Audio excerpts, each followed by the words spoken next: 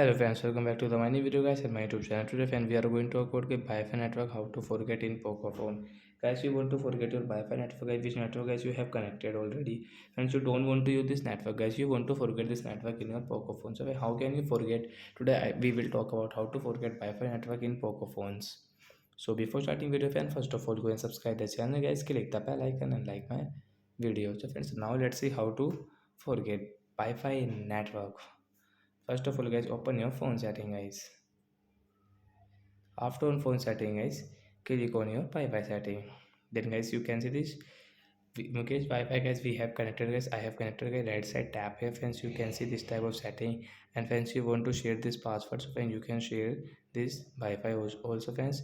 But right side tap here, sorry friends, arrow option guys, you can see this tap here, then guys scroll. Friends, you can see modify network guys, you can modify from here. But guys, we will not modify guys, we will click on this forget option. As you can see, your phone will stop connecting to this network automatically. Yes, we want to forget, then guys you cannot use this network. If you use, so you will have to enter password again, then you can connect this Wi-Fi network again. So like that guys, you can forget your Wi-Fi network. So that's it guys, thanks for watching the video. Bye guys.